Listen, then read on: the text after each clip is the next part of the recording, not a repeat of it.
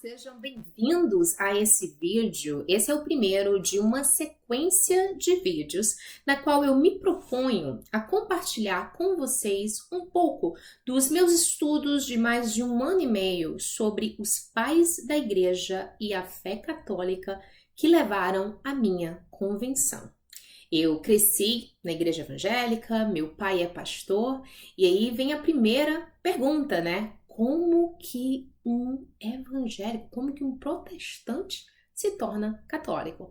Essa era uma questão que eu tinha, na verdade, eu tinha convicção de que isso era impossível de acontecer.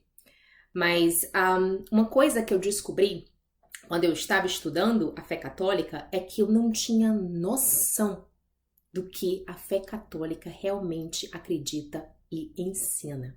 E não só eu descobri que os não católicos, como eu, na época, não tinham noção, como eu descobri também que essa era uma realidade para muitos católicos praticantes. Muitos católicos, eles não sabem o que a igreja de fato ensina, o que a fé católica de fato ensina, ou quando sabem, eles não sabem o porquê. Por que a igreja católica ensina o que ensina? E esse porquê, por que a fé católica ensina o que ensina, esse porquê é o que faz toda a diferença. Tem uma fala muito conhecida de um bispo americano, bem conhecido também, o Fulton Sheen, o bispo Fulton Sheen. Ele disse uma vez, abre aspas, há centenas de americanos que realmente odeiam a Igreja Católica. Mas há milhões de americanos que odeiam o que eles erroneamente acreditam que a Igreja Católica ensina. Bom, vou adaptar essa frase do bispo Fulton Sheen e somente usar a palavra pessoas, né? Então, há centenas de pessoas que realmente não gostam da Igreja Católica, mas há milhões de pessoas que odeiam o que elas erroneamente acreditam que a Igreja Católica ensina. Meus caros, eu me incluía nessa situação, né? Eu não fazia ideia, eu estava totalmente errada no que a Igreja Católica ensinava ou não. Se você é um deles, por favor, fique comigo nessa sequência de vídeo, porque tudo isso mudou ao estudar os pais da igreja, né? Estudar a fé católica. Eu não só cheguei a essa constatação de Fulton Sheen, do bispo Fulton Sheen, como eu descobri também que a fé católica, que os ensinamentos, que os sacramentos, eles são bíblicos. Eles têm suporte bíblico. Aquilo que muitos não católicos não acreditam. Isso aconteceu ao estudar os pais da igreja. Gente, vou até mostrar para vocês algum desses materiais. Esse aqui é o estudo desenvolvido pelo Steve Wood, bem conhecido, tá? Depois eu vou deixar aqui na descrição. E esse livro aqui, que realmente tem todas, né, as citações dos chamados pais da igreja. Então, ao estudar os pais da igreja, depois eu vou deixar os livros, tá? Na descrição do vídeo. Então, ao estudar os chamados pais da igreja, eu aprendi sobre esse antigo princípio interpretativo das escrituras chamado tipologia. Talvez você já conheça a tipologia. É como o Novo Testamento se esconde no Antigo, no Velho Testamento, e como o Velho revela o Novo. Como protestante, eu sabia que havia 3 regras para interpretar a Bíblia de forma correta e segura. Contexto, contexto e contexto. Quantas vezes você viu aí um cristão, né, seja ele católico ou protestante, enfim, usando versículos soltos para usar como base de algum argumento, né? Sendo que você tem que olhar todo o contexto, não só para aquele versículo solto, mas para todo o contexto do capítulo, do livro. Se é um dos Gospels, né? Se for o Gospel de Mateus, compare com os outros 3, compare com Marcos, Lucas e João, e assim por diante, né? O contexto histórico, a linguagem original, vá para a Bíblia no grego.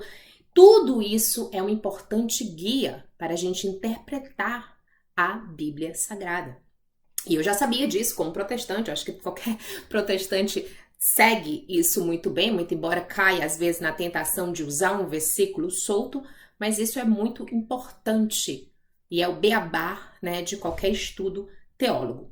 Então, quando eu comecei a estudar os primeiros pais da igreja, no entanto, eu conheci ainda um outro contexto, né, o da Big Picture, o contexto assim geral dos livros juntos, né, do Antigo e do Novo, que formam a história da salvação, the salvation history.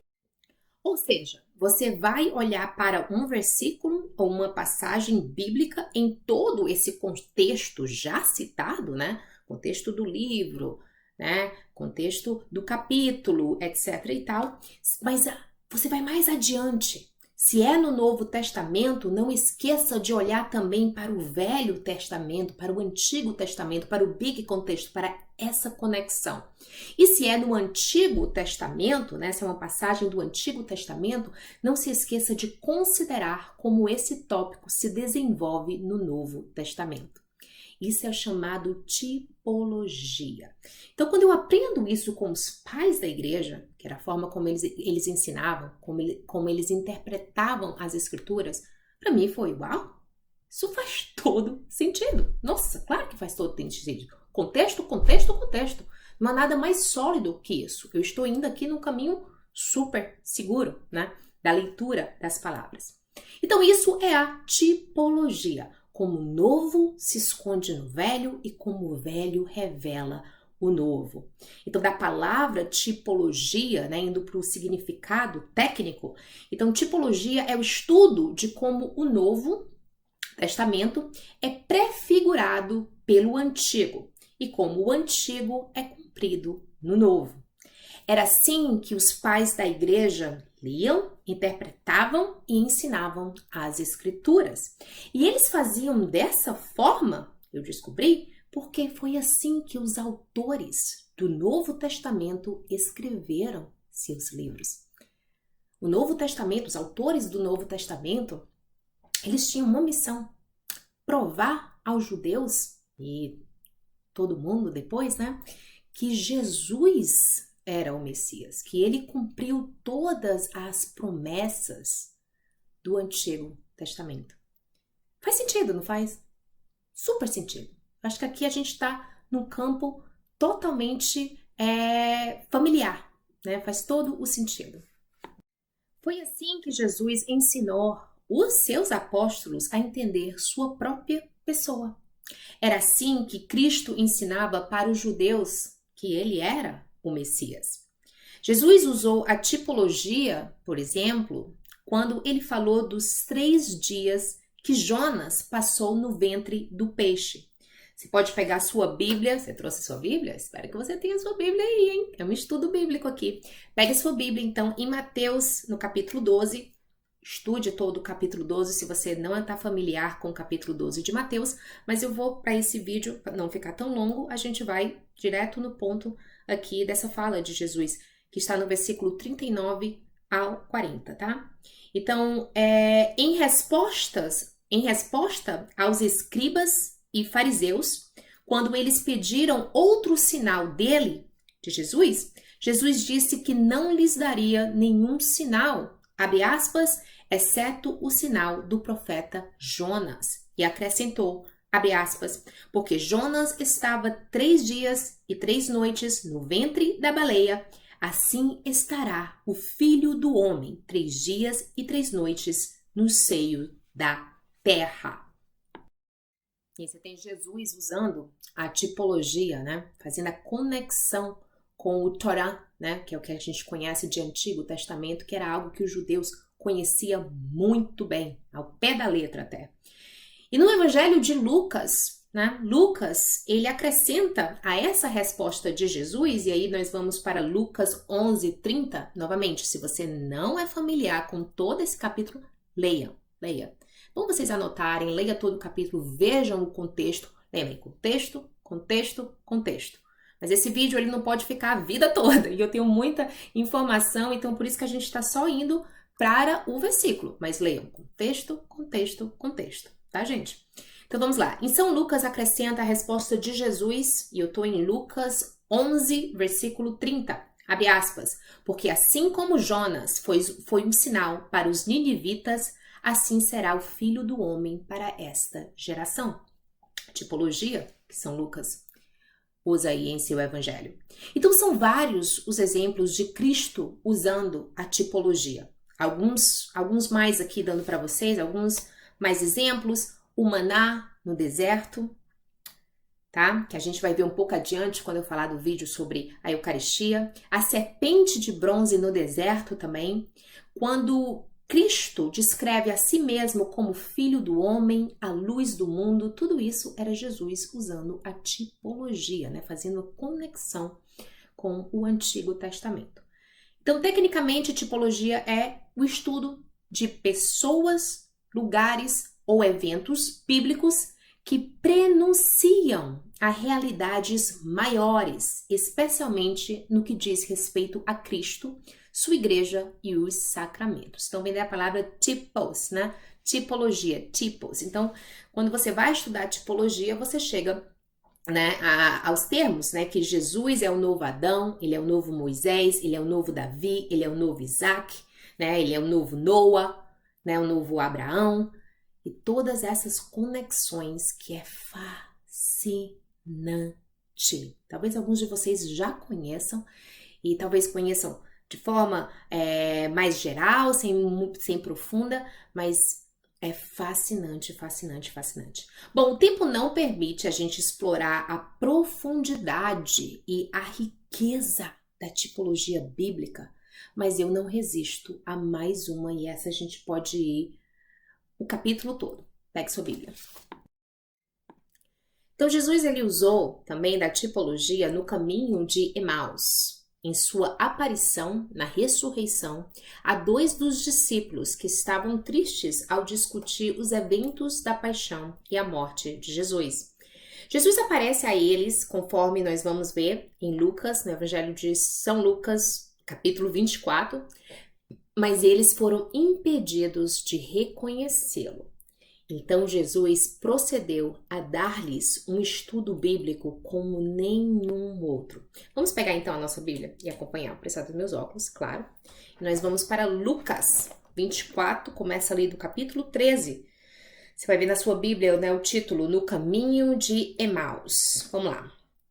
Naquele dia, 2 deles estavam indo para um povoado chamado Emaús, a 11 quilômetros de Jerusalém.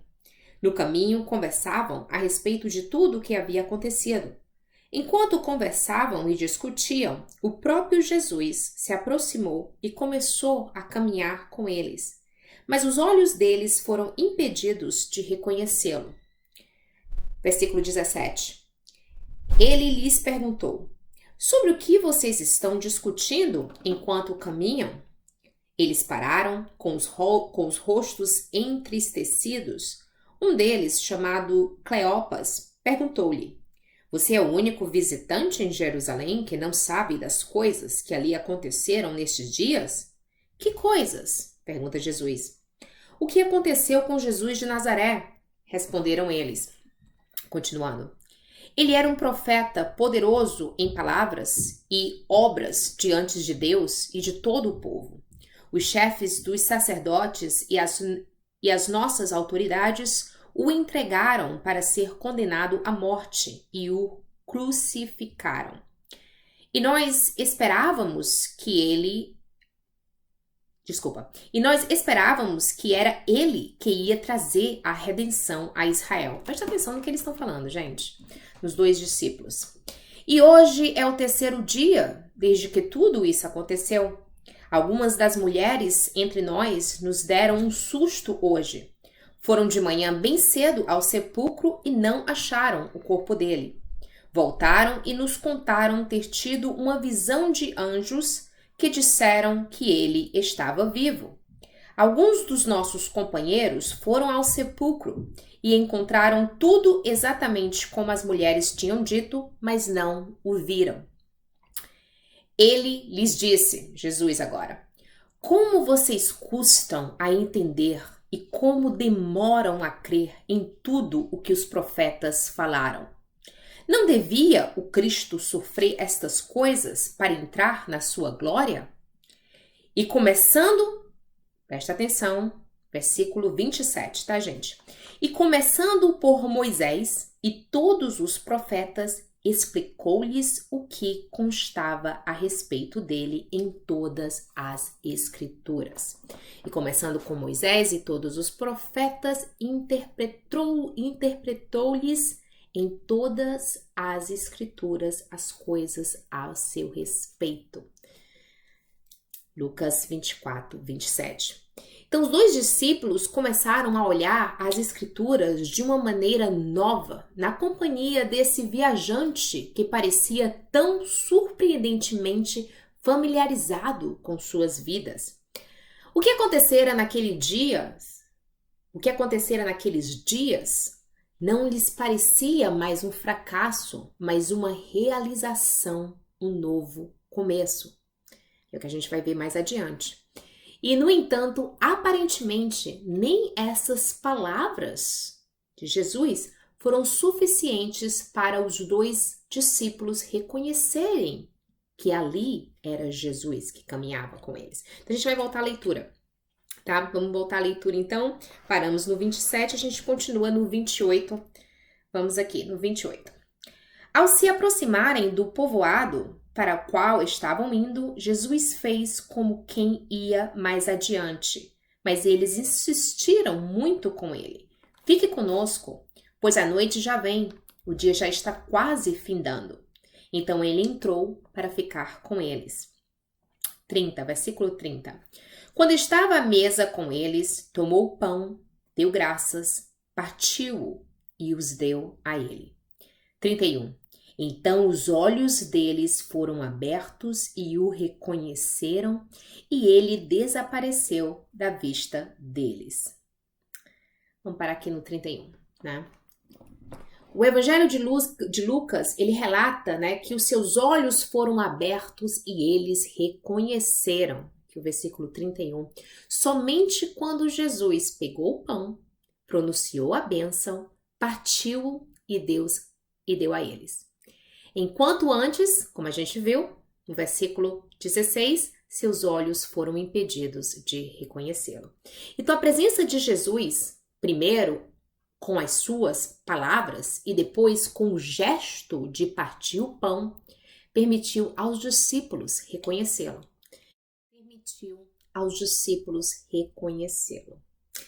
Isso é bem significativo, eu quero que vocês lembrem desse trecho. A gente não vai falar sobre a Eucaristia hoje, mas a estrutura do episódio de Emaús reflete a estrutura do pão eucarístico da vida.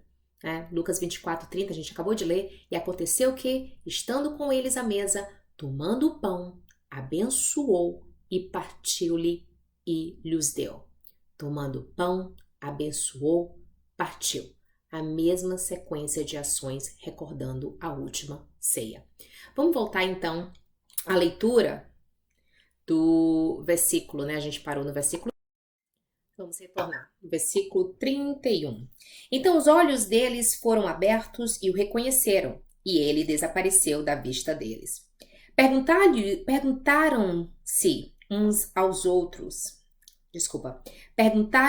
um ao outro. Não estava queimando o nosso coração enquanto ele nos falava no caminho e nos expunham as Escrituras? Queimava o coração enquanto Jesus no caminho abria os olhos daqueles dois discípulos à sabedoria das Escrituras. Jesus estava fazendo a tipologia, como a gente viu aqui no versículo, né? Ele foi de Moisés, não é isso? Deixa eu ver só aqui, pronto, de Moisés, né, no versículo 27, e começando por Moisés e todos os profetas, explicou-lhes o que constava a respeito dele em todas as Escrituras. Isso, meus amigos, é a tipologia, tá? Então, vamos continuando, voltando então. 33, versículo 33. Levantaram-se e voltaram imediatamente para Jerusalém. Ali encontraram os 11 apóstolos e os que estavam com eles reunidos, que diziam: É verdade, o Senhor ressuscitou e apareceu a Simão. Então os dois discípulos da estrada de Emaú, os dois contaram o que tinha acontecido no caminho e como Jesus fora reconhecido por eles quando partia o pão. Então, quando partia o pão. Entre os judeus, isso era um gesto cerimonial ao iniciar uma refeição, né? O partir do pão. Mas entre os cristãos, né? Entre os believers, né? Entre os discípulos de Cristo, a gente vai ver mais adiante, nas próprias escrituras, que esse partir do pão ele era usado como a descrição para a liturgia da Eucaristia. Mas a Eucaristia é algo que a gente vai precisar de um segmento todo especial para isso. Hoje eu quero só mostrar para vocês as maravilhas da leitura bíblica pela tipologia, né? De como você conecta o Antigo Testamento e o Novo Testamento. Então, após a abertura dos seus olhos às Escrituras, agora eles puderam apreciar de uma maneira nova tudo o que eles haviam experimentado anteriormente com Cristo. Então, voltando aqui, né? A gente já leu, na verdade, 24, 22. Mas essa parte do 24, do 32, né? E disseram um para o outro: Porventura não ardia em nós o nosso coração, quando pelo caminho nos falava e quando nos abria as Escrituras? Ardia o coração. É assim que eu sinto a ler as Escrituras, a ler a palavra de Deus pela tipologia. Espero que vocês descubram isso também. Quando você lê os livros conectados nesse grande contexto que é chamado, né, a história da salvação, the Salvation History. E você vai ver ali em Gênesis, no comecinho de Gênesis, capítulo 3, se eu não me engano, como Jesus já era o plano desde a queda de Adão e Eva. O Calvário, a ressurreição, já era o plano desde a queda de Adão e Eva. A gente vai navegar todas essas descobertas, né? Um pouco delas, gente, porque a tipologia ela é imensa. Teria que ser um estudo só sobre a tipologia. E é assim que nós vamos percorrer também as grandes questões. Como um protestante vira católico? Recentemente, o Ítalo Marcilli, ele respondeu a uma pergunta parecida em seu IG. A pessoa mandou a pergunta assim: sou protestante, por que devo ser católico? Ao que o Ítalo Marcilli respondeu: porque o todo é superior à parte. É uma resposta simples e objetiva. É assim que os católicos veem os nossos irmãos protestantes evangélicos, como um irmão que se separou e resolveu ficar só com uma parte da família, só com uma parte dos sacramentos. E foi precisamente isso que eu encontrei quando li a Escritura no contexto maior, na história da salvação, como Cristo ensinou aos seus discípulos, né? A tipologia. Então, todas essas questões que sempre vêm: onde está Maria na Bíblia? Onde está a Eucaristia? A comunhão com os santos? O papado? Etc, etc. Isso tudo você vai encontrar quando conhecer a sua Bíblia. Quando conhecer Gênesis, Êxodo, os Salmos, Mateus, Marcos, Lucas, Apocalipse, tudo conectado. Então, a tipologia, ela não se aplica apenas à pessoa de Jesus Cristo. Ela também vai se aplicar a Maria, aos sacramentos, a Pedro, à liturgia, como nós vamos ver em diante com os demais vídeos. Nós vamos aprender o que a fé católica acredita e por que ela acredita nisso. Por que a fé católica prega isso, certo? O intuito aqui, no entanto, é nos unir mais e mais os irmãos que nunca deveriam ter se separado.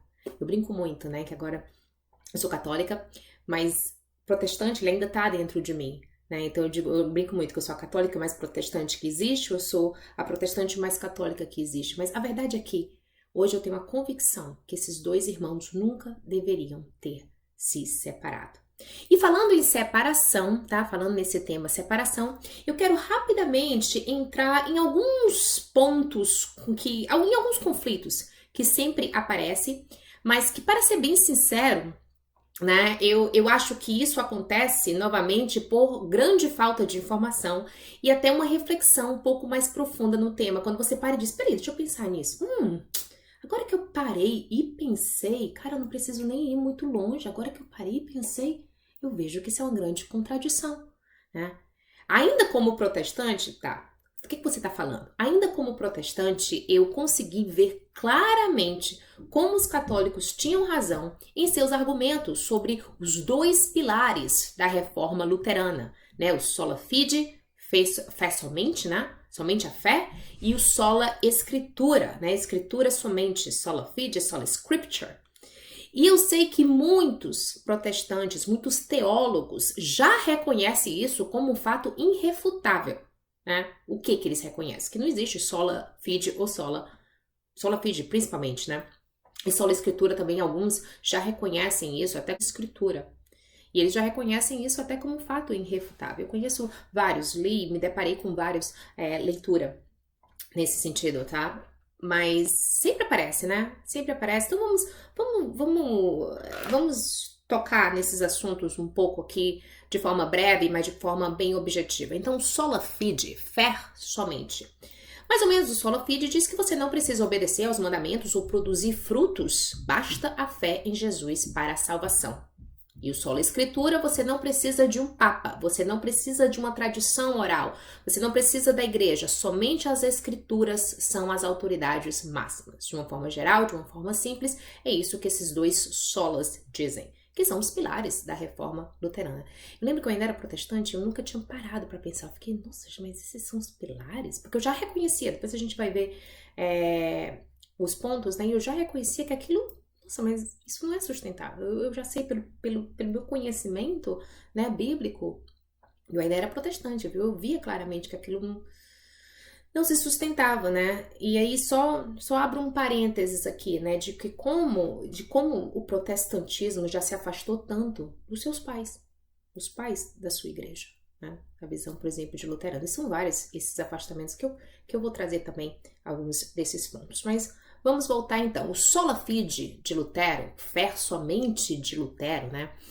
Ele usava a passagem em Romanos, no livro de Romanos 3:28, com a sua tradução no alemão, tá? Então a tradução no alemão de Lutero dizia, abre aspas, né, o versículo Romanos 3:28, porque julgamos que o homem é justificado pela fé somente, sem as observâncias da lei.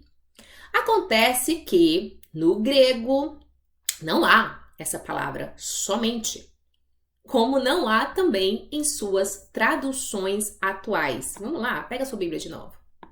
Você vai pegar a sua Bíblia no Romanos 3:28 e você vai ver que a sua tradução não é como a de Lutero, não tem o somente. Vamos lá, 28. Pois sustentamos que o homem é justificado pela fé, independente da obediência à lei. Então, o versículo diz que você é justificado pela fé, mas não apenas pela fé. E continua, se você ler todo o capítulo, você vai ver que o que está sendo dito aqui é que a fé, né, é o poder que libera o Espírito Santo para capacitá-lo a guardar os mandamentos, enquanto você não poderia fazer isso antes sem fé ou sem Espírito. Ou seja, é a fé em Cristo que libera o Espírito Santo para capacitá-lo a fazer a boa obra, a ser uma árvore que dá frutos, certo? E a gente pode ler o tempo todo, se você voltar um pouquinho em Romanos, no começo ali, a justiça por meio da fé, você vai ver isso bem claro aqui, Mas agora se manifestou uma justiça que provém de Deus, independente da lei, da qual testemunham a lei e os profetas. Justiça de Deus mediante a fé em Jesus Cristo para todos os que creem. Não há distinção, pois todos pecaram e estão destituídos da glória de Deus. Várias passagens bíblicas e contextos vão nos falar da importância dos frutos, né? O próprio Jesus diz que conhecereis pelos frutos e que corta a árvore que não dá bons frutos. E temos Tiago 2:26. E gente, toda vez que eu falar para vocês capítulo e versículo, eu quero que vocês leiam o contexto. Lembra? Contexto, contexto, contexto, tá? Então, em Tiago 2:26 diz, abre aspas, porque assim como o corpo sem espírito está morto, assim também é a fé sem as obras é morta. Tiago 2:26. A fé sem obras é uma fé morta, porque a falta de obras revela uma vida inalterada ou um coração espiritualmente morto. Se você não é católico aqui, você reconhece muito bem que isso é uma verdade pregada, inclusive, no protestantismo. Você precisa, né? Você precisa, através da fé, você precisa, né, ter uma vida que vai produzir frutos, né? Existem muitos e muitos versículos, muitas passagens bíblicas. Você tem a Bíblia toda em um contexto é que a verdadeira fé salvadora resultará em uma vida transformada, que a fé é demonstrada pelas obras que fazemos. Em outras palavras, né, a maneira como vivemos revela o que cremos e se a fé que professamos é uma fé viva.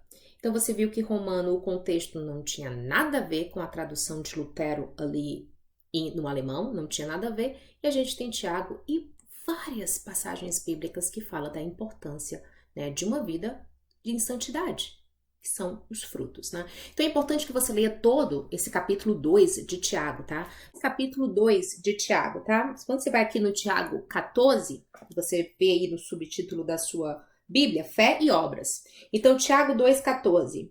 De que adianta, meus irmãos, alguém dizer que tem fé se não tem obras? Acaso a fé pode salvá-lo? Se o irmão ou irmã estiver necessitado de roupas e do alimento de cada dia, e um de vocês disser, vá em paz, aqueça-se e alimente-se até desfazer-se, sem porém lhe dar nada, de que adianta isso? 17. Assim também a fé por si só, se não for acompanhada de obras, está morta. E ele continua no 18. Mas alguém dirá, você tem fé, eu tenho obras.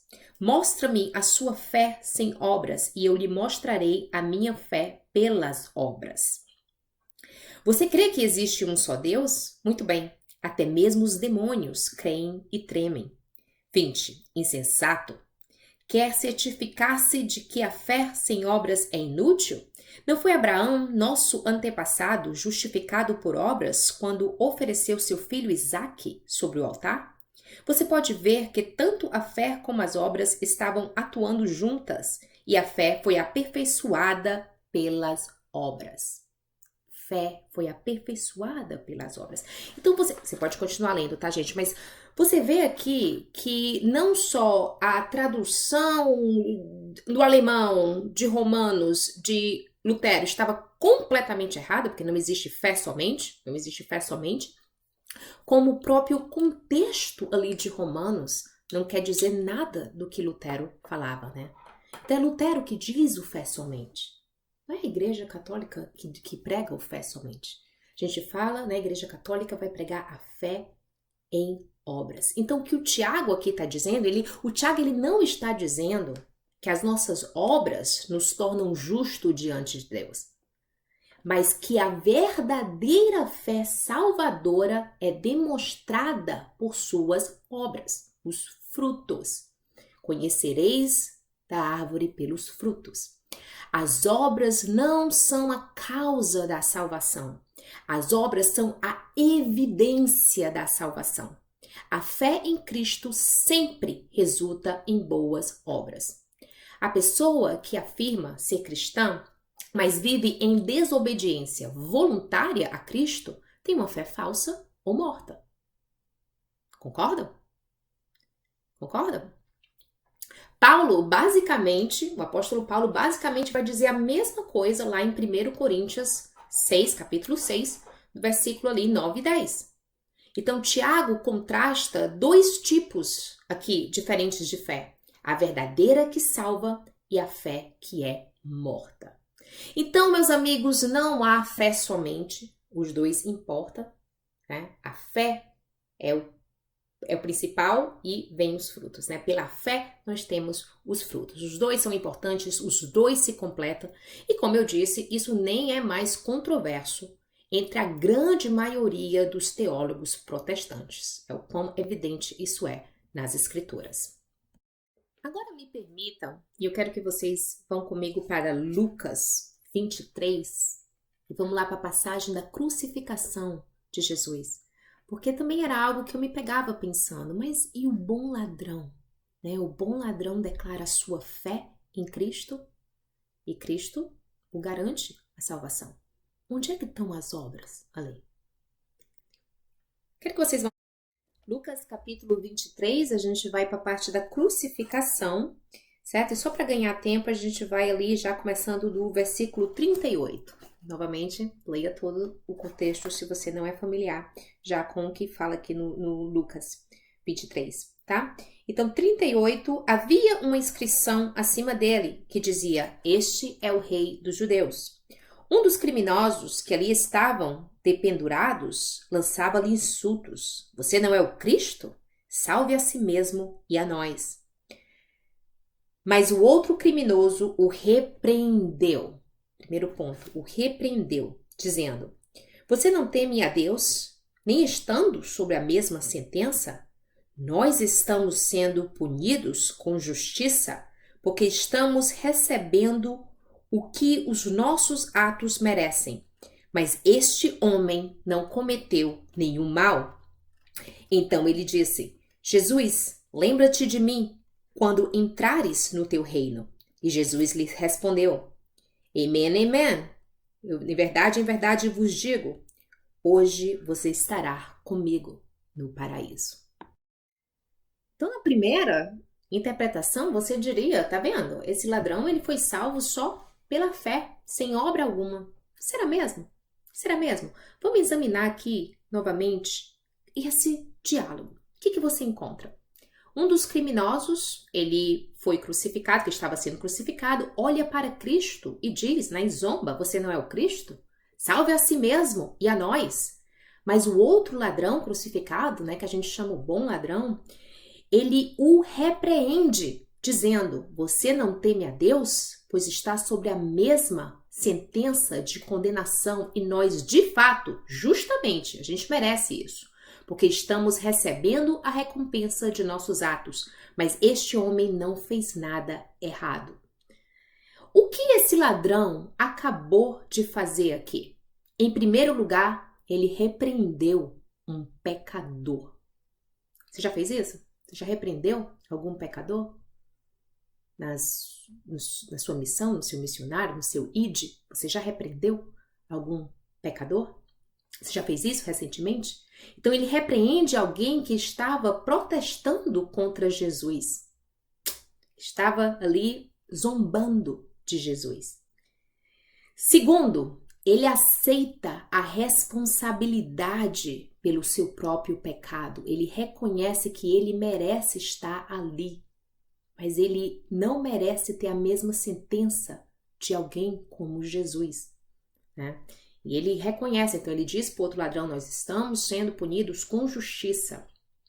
Terceiro, na frente de todo mundo, na frente daquele momento de agonia horrível, ele não só repudia os próprios pecados, né, dizendo que ele merece aquilo, como ele se volta para Jesus e na frente de todos os seus acusadores, né, na frente até das pessoas que sabiam que Jesus era o rei, mas que o abandonou naquele momento do Calvário. Aquele ladrão, ele diz, Jesus, lembra-te de mim quando entrares no teu reino. Ele confessou Jesus Cristo como um rei, quando todos os outros, até os que sabiam que Jesus era rei, o abandonaram.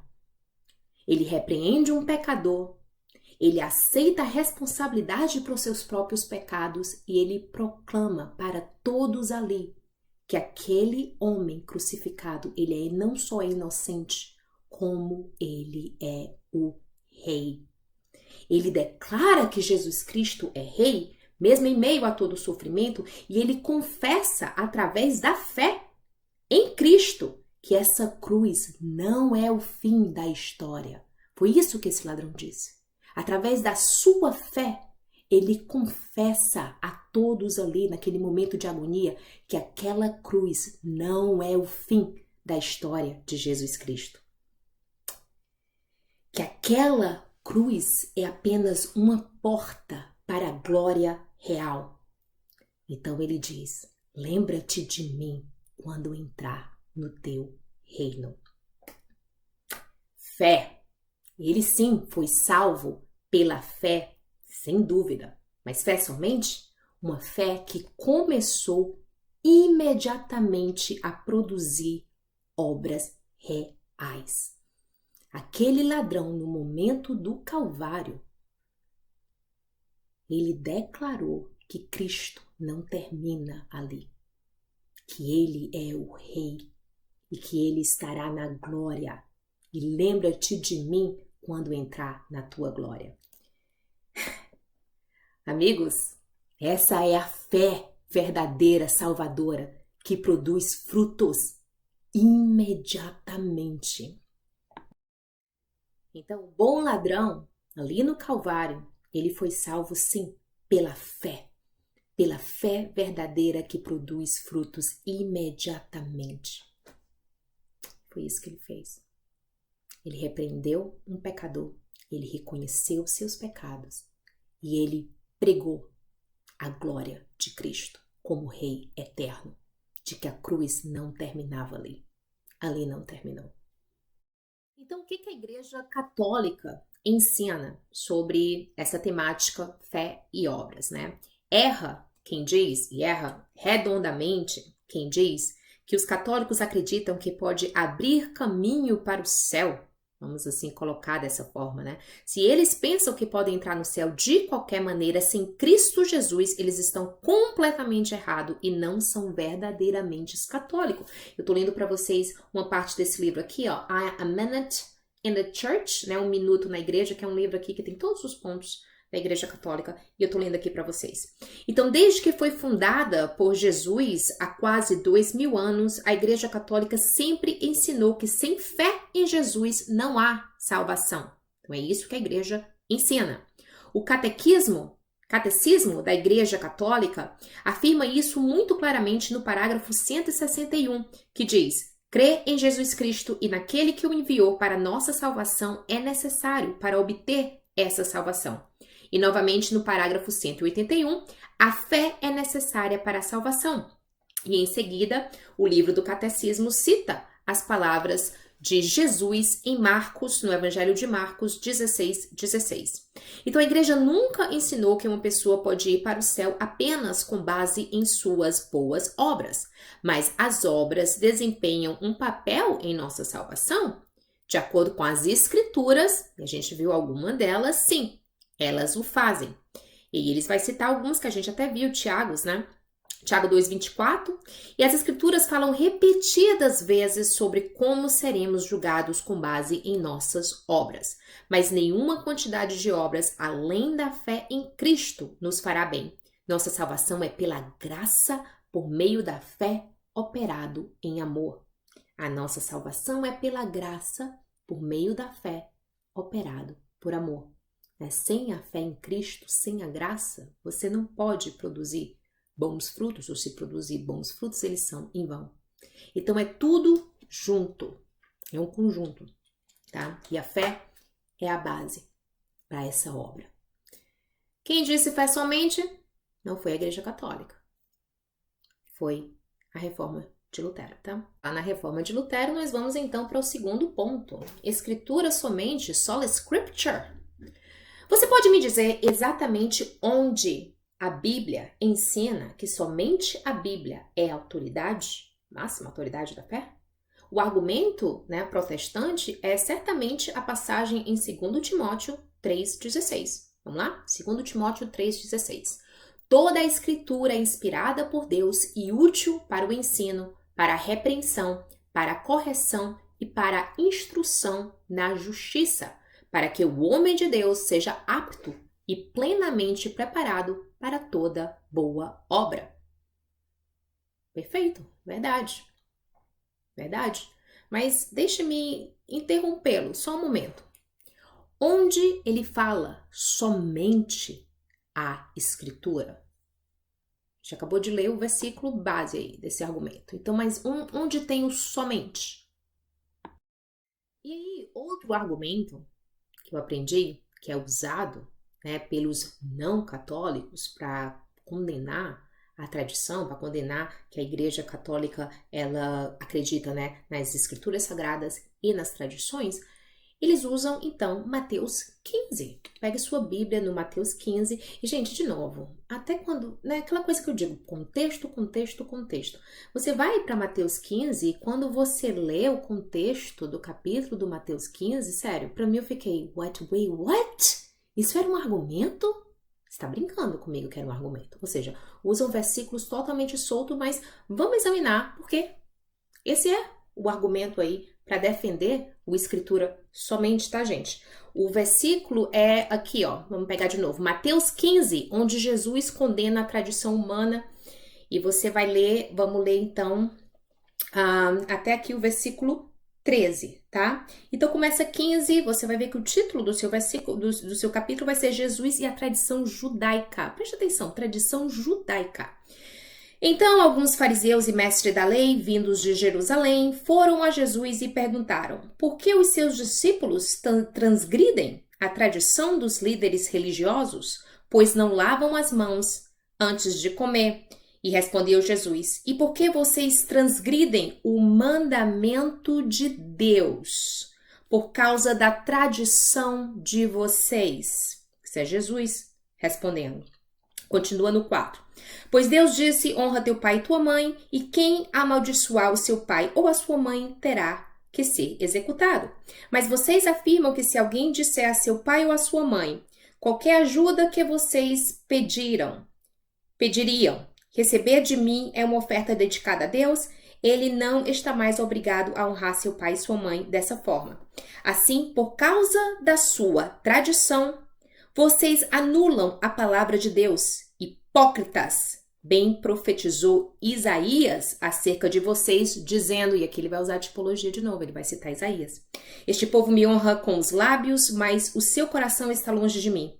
Eles em vão me adoram, seus ensinamentos não passam de regras ensinadas dos homens. E Jesus chamou para junto de si a multidão e disse, ouçam e entendam. O que entra pela boca não torna o homem impuro, mas o que sai da sua boca, isto o torna impuro. E no versículo 12, os discípulos vão dizer, então os discípulos se aproximaram dele e perguntaram, sabes que os fariseus ficaram ofendidos quando ouviram isso? E Jesus respondeu, toda planta que meu Pai Celestial não plantou será arrancada pela raiz. Ok? Acho que a gente precisa só ficar até aqui, mas novamente, você leia mais, tá? Leia mais. Vamos anotando tudo isso e faça seus próprios estudos. Bom, aqui é uma interpretação de texto básico, tá? One-on-one, o beabá da interpretação de texto. Jesus está condenando as tradições dos fariseus, tradições de humanos que anulam a palavra de Deus. Tradições humanas. Ok? Quando os católicos proclamam que acreditam que a sagrada tradição junto com as escrituras são os nossos guias, é uma tradição com T maiúsculo. São as verdades que foram transmitidas aos apóstolos, aos discípulos, oralmente pelo nosso Senhor. Então você há de concordar que o contexto aqui do Mateus 15 não é de forma alguma o que a base desse argumento, né, tenta colocar, ou seja, que Jesus condenou a tradição, ele condena aqui a tradição judaica, a tradição humana. E ele ainda fala que essa tradição ele está condenando porque os fariseus estão a colocando acima da lei de Moisés, que era the law of God, que era a lei de Deus. Tá aqui, tá bem claro, tá, gente? Interpretação muito simples aqui. Mas ainda assim, né, você vai ver como se contradiz por total, com várias outras passagens, com vários outros contextos, como a gente vê em Tessalonicenses, tá? Vamos lá. Segundo Tessalonicenses 2,15, leia o capítulo todo, mas eu vou me deter ao 2,15. Abre aspas, esse é o apóstolo Paulo, o escritor de Tessalonicenses, ok? E ele vai dizer, sendo assim, irmãos, permanecei firmes e conservai as tradições que vos foram ensinadas, tanto de viva voz quanto por meio das nossas cartas. É uma oração de Paulo para os believers, né, para os crentes. E novamente o apóstolo Paulo menciona a importância de manter a tradição passada oralmente em 1 Coríntios 11, 2. Eu vos elogio porque em tudo vos lembrais de mim e vos tendes apegado fielmente às tradições que vos transmiti. O professor e o doutor em teologia, Scott Hahn, ele é o meu professor, na verdade, muita coisa do que eu aprendi foi com o professor Scott Hahn. Ele diz que quando ele chegou a essas descobertas, o Scott Hahn, gente, para quem não sabe, ele é o autor do Todos os Caminhos Levam a Roma, tá? Então ele diz que quando ele chegou a essas descobertas, né, do sola faith, sola scriptura, né, da escritura somente, né, fé somente, ele ligou para vários teólogos, né? Ele disse que ele ligou para um dos maiores teólogos da época e ele perguntou, Dr. Parker, onde a Bíblia ensina que a Bíblia é nossa única autoridade? E o Dr. Parker, né, o teólogo muito prestigiado, disse para o Scott, a Bíblia não ensina isso. Não é um ensinamento explícito, mas esse é o nosso pressuposto que somente a Bíblia é a única autoridade para crer. Espere um pouco, o Scott disse que falou, né? O professor Scott disse, espere um pouco, deixe-me ver isso direito. Então, primeiro, nós só acreditamos no que a Bíblia ensina, sola scripture. Mas dois, a Bíblia não diz que só ela é autoridade, mas essa é a nossa suposição, embora a Bíblia não ensine essa suposição. Contraditório, não? Isso me deixou perturbada. Eu vou dizer pra vocês, sabe por quê? Porque quem me conhece aqui, eu falo de política, né? Eu falo de política e sempre digo, quando eu avalio política, eu sempre digo como as pessoas não enxergam as contradições em suas próprias falas. E aqui eu tô num ponto aqui que eu fiquei, uau! Uau! Eu não tinha parado pra pensar ainda, mas quando você para pensar, você fica, uau, contraditório. Mais contraditório que isso não existe. E eu lembro que eu comecei a pensar em tópicos que eu ainda não tinha pensado. E quando eu parava para pensar, eu dizia, gente, aí o Kirimi, você tá falando sério que isso é um argumento? Mas que argumento falho? Alguém tá acreditando nisso? Ou alguém como eu também não tá refletindo sobre esses tópicos, né? Pode ser a questão, né? Muitas pessoas não refletem sobre esses tópicos. E aí vem um outro ponto que eu também nunca tinha parado para pensar, que é de onde vem a Bíblia que conhecemos. De onde vem a Bíblia? Mas antes de navegarmos sobre esse tópico, de onde vem a Bíblia, eu quero só voltar um pouco no Mateus, né, Mateus 15, sobre a tal condenação de Jesus Cristo aos líderes religiosos, né, as tradições. Então, esse embate de Jesus com os líderes religiosos centra-se nas tradições orais acrescentadas à lei mosaica, como a gente viu no texto. Dirigindo-se aos fariseus, Jesus designa a lavagem cerimonial e o costume da dedicação como sua tradição. Jesus nega que esses costumes farisaicos tenham o mesmo peso e autoridade à lei de Deus. Os fariseus estavam violando a palavra de Deus ao enfatizar demais a importância de suas próprias tradições em detrimento da lei. Só as tradições que procedem de Cristo e dos apóstolos têm autoridade divina, pois não são de origem humana. Então, Eu tô lendo essa passagem aqui para vocês da Bíblia comentada do professor Scott Hahn, porque um outro argumento, né, que pode surgir, que eu acho que surge nessa questão, é querendo comparar as tradições da Igreja Católica com tradições humanas dos fariseus, né, que não são tradições que vieram de Cristo. Então vamos guardar esse ponto, porque a gente vai desmiuçar essa questão. A Igreja Católica ensina que a sagrada tradição são os ensinamentos orais de Jesus Cristo aos apóstolos, aqueles na qual São João ele vai se referir no capítulo 21, no versículo 25, né? Também há muitas outras coisas que Jesus fez, mas se fossem descritas individualmente, não acho que o mundo inteiro conteria os livros que seriam escritos. E o que Paulo também vai dizer, né, a importância do ensinamento oral, né, das minhas cartas e do ensinamento oral. Então, o Novo Testamento, antes do Novo Testamento ser escrito, antes que o Novo Testamento fosse escrito, havia apenas o ensino oral dos apóstolos.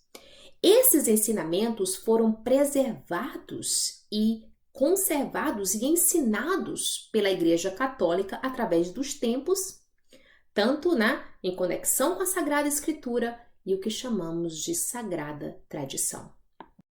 E onde está a Sagrada Tradição? Elas estão na liturgia da Igreja Católica e principalmente nas orações que a Igreja, nos ensinamentos, nas orações que a Igreja vem ensinando séculos e séculos, que vem ali a mesma oração séculos e séculos. Então aí é onde a gente encontra grande parte da tradição. E então, recapitulando, gente, a própria Bíblia então nos diz claramente que não são só as escrituras, que as escrituras não são a única autoridade para a palavra de Deus, não existe o sola scripture, como fica muito claro, o apóstolo Paulo em 2 Tessalonicenses 2,15, como em 1 Coríntios também 11,2, e eu quero que vocês leiam e vejam que o contexto é realmente, eles aplicando a importância dos cristãos a qual ele se direcionava ali através de suas cartas de manter o ensinamento oral. Então não só a Bíblia diz isso claramente, como a gente percebe aqui que não só a tradição nos leva à Bíblia, como a tradição foi quem nos deu a Bíblia. Então de onde vem a Bíblia? Vem da tradição, da sagrada tradição. É a tradição que te diz quem foram os autores dos evangelhos de Mateus, Marcos, Lucas e João. Então, de onde vem a Bíblia? Todos nós, cristãos, nós acreditamos que a Bíblia ela é inspirada e inerrante palavra de Deus. Mas lembre-se, nos anos imediatamente após a ressurreição do nosso Senhor, não havia Novo Testamento. Nos primeiros séculos do cristianismo, havia literalmente centenas de cartas e livros circulando entre as igrejas. Então, como sabemos que os 27 livros do Novo Testamento são divinamente inspirados e deveriam estar na Bíblia? Bom, no final do século IV, depois de Cristo, os bispos católicos reuniram-se em um concílio, tanto em Cartago quanto em Hipona, e, com a inspiração do Espírito Santo, decidiram quais livros pertenciam ao Novo Testamento. Foi a Santa Igreja Católica que recebeu a autoridade de Cristo, o Espírito Santo, para determinar o cânon das Escrituras. E aqui estou eu, estudando tudo isso. Eu li um livrinho, na verdade, muito bom, de onde veio a Bíblia.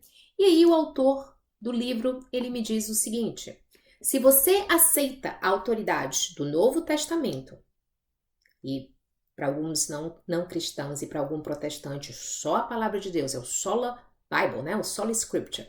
Se você aceita a autoridade do Novo Testamento, você aceita a autoridade da Igreja Católica. E eu fiquei, uau, makes sense. É a lógica. É simplesmente a lógica. Fato, apenas um fato. que eu descobri nos meus estudos dos pais da igreja?